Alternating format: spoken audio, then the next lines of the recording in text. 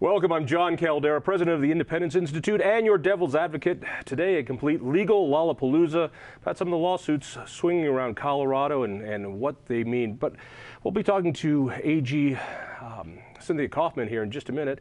But a couple big decisions on Dougco and the TABOR case going to the federal courts. To join us from Colorado Law Week, it's great to have you here. I got that right?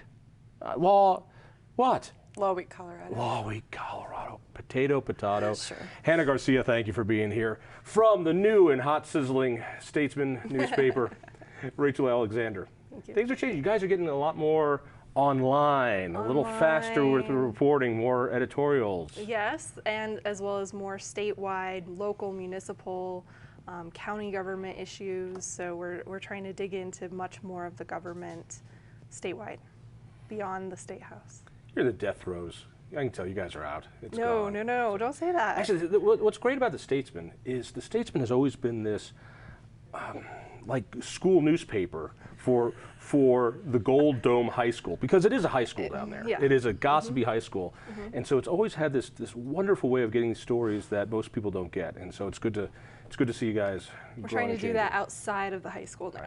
Do the same thing, but expand it. And Law Week Colorado is for lawyers, but it also has a pretty good tie-in with the state capital as well. Yeah, we do political journalism a little bit, as well as law journaling, for lack of a better term. And it's mostly online.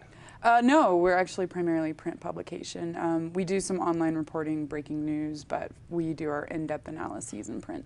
All right. Well, let's start off with the Dougco School Board case, because this one is bittersweet for me. I think as somebody who wants to see these scholarships go forward, I think this is, in the long run, a terrific thing nationwide, but a short-term slowdown. Who wants to jump on it first? I'll let Hannah. I think she's covered it more than I have. What exactly? What was at the basis?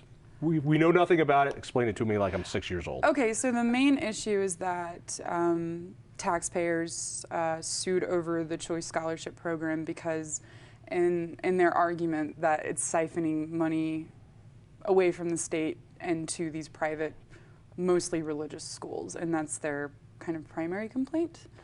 And you know, the main contingency of the taxpayer saying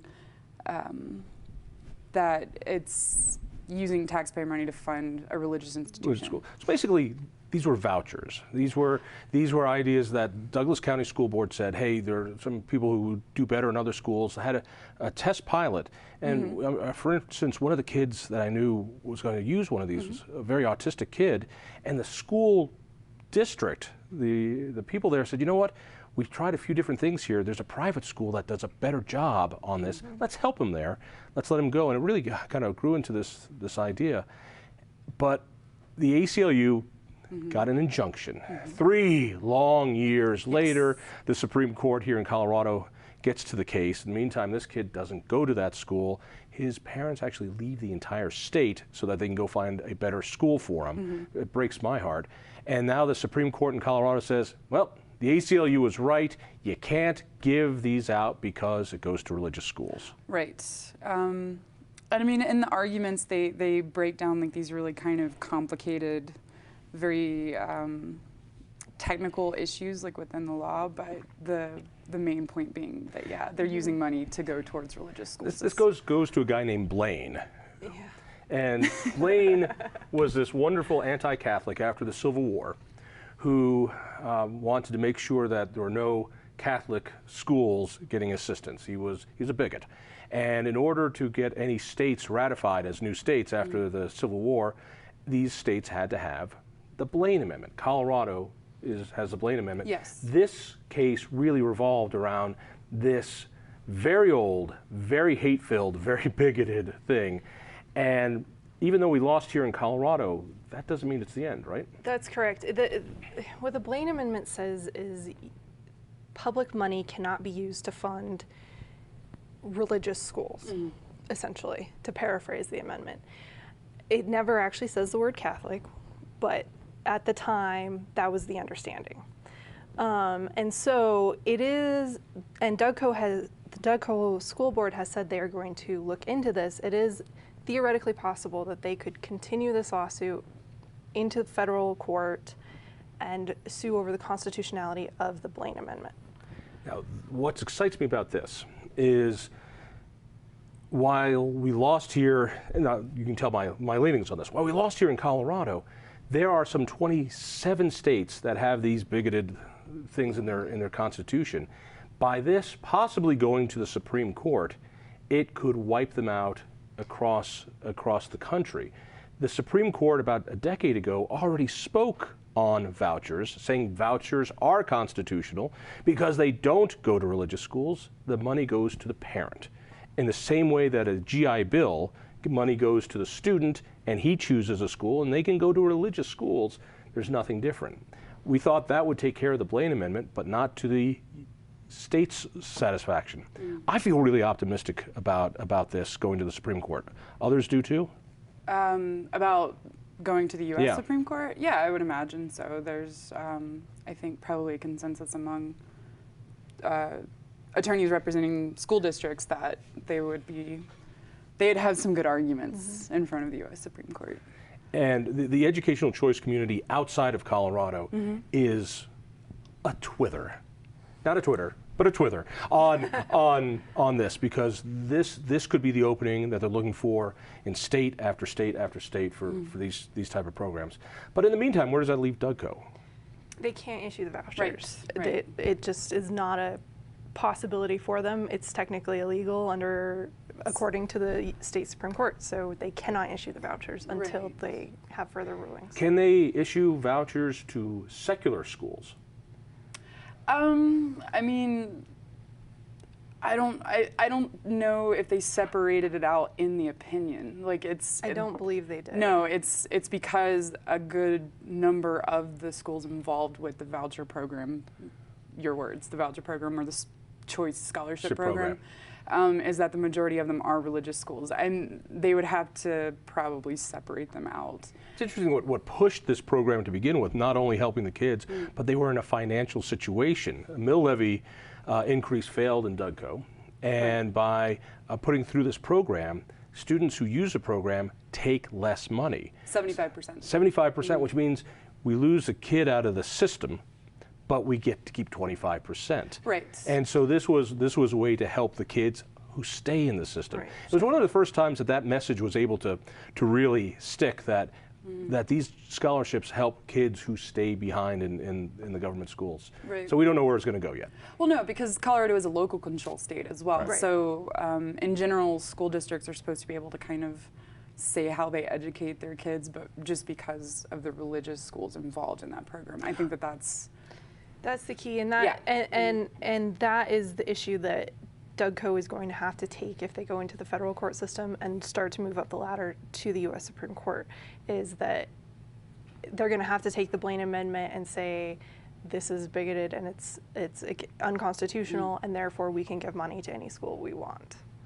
That's kind of the argument. And again, I think the argument's not going to be give money to any school we want. It will be give to any parent. And then the through parent them chooses to it the because school. the Supreme Court has already said if the money goes to the parent, it's not a violation. All right, let's take it to this. Go ahead. Well, no, I was just going to say that was part of the argument that Douglas County made, was that the fact that the money was going to the parent broke the link, but the Supreme Court obviously didn't agree with that argument. Yeah, go figure, our Supreme Court. Let's talk a little bit about this Kerr case. This is a case against the Taxpayer Bill of Rights. The idea was the Taxpayer Bill of Rights on itself is a violation of a Republican form, small r, Republican form of government in the United States Constitution. And a whole bunch of TABOR haters decided to get together and sue, and they had some early success, but the federal courts dealt them a huge blow. They did. The Supreme Court did kind of a wonky little... The U.S. Supreme Court. The U.S. Supreme Court, sorry. The U.S. Supreme Court did kind of a wonky little workaround where the petition was taken to the Supreme Court, it was heard in conference in January, and then it just sat there for a while until they ruled on this Arizona redistricting case. What was the heart of that case? That case was that in Arizona there was a voter initiative that created a redistricting commission outside of the legislature. Right. And the legislature sued. Hated it, because obviously. Legislatures hate the citizen initiative process because it brings power outside of them. And that's why when you think about TABOR, they don't like that because it tells them they can't spend more money unless they ask first. They don't like term limits. They don't like Amendment 23. They don't like the ethics law because it's the people saying, no, here are the rules, and it's a safety valve. They didn't like it in Arizona either. And because what it did was it took that redistricting, which tends to become a very partisan process in any state, took that out of the legislature, put it into a nonpartisan commission so that it would more fairly redistrict the state. The Arizona legislature said, their argument was that with regards to congressional districts, that was unconstitutional under the election clause of the U.S. Constitution, I believe. And that goes to the TABOR case because they're essentially making the same argument. Case. They're saying these yokels in Colorado can't put in this initiative to tell us how to raise funds and how to do taxes because it's not a, quote, Republican form of government. Republican being, we're the elected officials, we know better. Sure, right. Well, and it kind of goes back to this idea of voter initiatives becoming law, because TABOR's been around since 1992, but another voter initiative is what kind of brought up the TABOR issue again, which was Amendment 64, the legal marijuana, and what do we do with the money we have? Yeah, you know, we legalize marijuana and we have a voter initiative that says this is how we want to use the money. Well, then we bump up against the TABOR limit and we have to give all that money back. So now what? And now you do what TABOR asks. I've never understood what the big deal is. Everyone seems to think that the Taxpayer Bill of Rights means that government can't expand, that we can't have more revenue, we can't have more growth. No, it's just a simple little thing. All you need to do is ask. That's all it is. And so when I see these people crying that their handcuffs of TABOR are killing them, what I'm hearing are elected officials and bureaucrats and special interests who are too scared to just go ask the people. Because if you ask the people, they might say, well, what have you done with the money we already gave you? Well, but if I remember correctly, there were Republicans that wanted to keep more of the money than the TABOR limit as well. No doubt. And by all means, don't think elected Republicans love TABOR. Any politician in office hates TABOR because it makes you do your job. Either you have to choose between priorities and angering some constituency groups, or you have to go and ask people for more money. Nobody's going to love TABOR. Well, and the group on the Kerr side of Kerr v. Hickenlooper is a bipartisan group. It's relatively evenly split. Sure. Of TABOR haters from both aisles. Yes, exactly. And so the upshot of this is the United States Supreme Court said, listen, we're trying to be polite here. This is when you tell a guy, here's my fake telephone number. What they said was, look at what we said over in Arizona, and change it. Otherwise, we're going to have to. We don't want to hurt you. Yeah, they ruled in Arizona, and then they basically said to the 10th Circuit, okay, now you get this back. Be good boys and girls. And you get to look at Arizona and what we said here. And now you get to rule again. You know what? I think we'd be good friends, but I don't think I want to go out with you, is basically what they said. Well, yeah, what they said in Arizona was basically that the independent commission is fine. It's perfectly consistent with constitutional Ladies, thank you. law. Hannah, thank you. Rachel, thank you. Stay tuned.